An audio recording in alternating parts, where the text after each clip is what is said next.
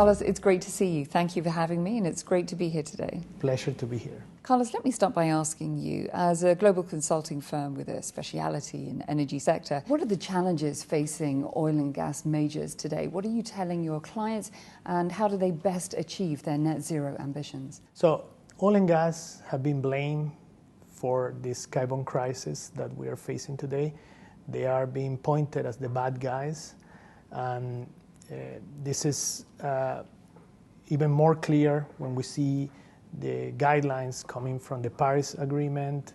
The recently International Energy Agencies also set new guidelines for net zero in the near future.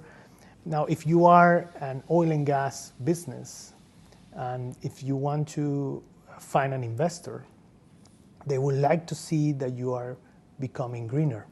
If you are looking for a loan, they would like to see how you're conducting your business, because they would like to see that you are also being more sustainable.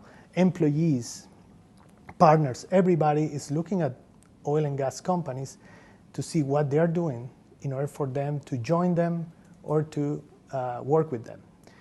We believe that the biggest challenge for oil and gas companies today is to find value in those new low carbon, more sustainable business models. We believe there is value there. There is a huge opportunity for oil and gas companies as they decarbonize and transition this challenge that we are all facing. Tell me more about how SEA Partners collaborates with not only energy companies but other stakeholders within the industry to develop and implement sustainable strategies. We're helping organizations basically in three dimensions. The first one is probably the most shorter term, is to help them measure their carbon footprint, report, at least to understand the magnitude of the impact. Second one is to find opportunities within their value chain to decarbonize their businesses, whether it's reduce their methane emissions or find ways to offset their carbon footprint. But probably the most interesting one, which is where we think the real impact is in finding innovative business models that are coming from new energy sources like hydrogen, or investing in renewables, electrification of energy sources. This is where this opportunity lies on. Your company has been investing in new technologies and AI capabilities for more than a decade. When it comes to the energy sector, not least improvements in efficiency and cost savings with value and supply chain, how does it have an impact? Where should companies be investing more? New technologies, not only AI, have huge opportunities, especially when you look at operations and maintenance, the ability to predict when your equipment is going to fail. If you have sufficient sensors and data and the artificial intelligence capacity to process that and predict that, there is tremendous value in knowing that. If you think of logistics, for example, looking at the amount of carbon emissions emitted when we are moving things from one point to another, and identifying points where we can optimize those logistic operations, huge impact in terms of decarbonizing. The ability to predict your demand is also another important opportunity. With these opportunities also a challenge comes, because this as AI becomes more ubiquitous and we start opening more and more doors for cyber attacks. So we think that also in the future, organizations will be investing more and more in cybersecurity. SEA Partners is a sponsor of the Decarbonisation Zone at ADIPEC this year.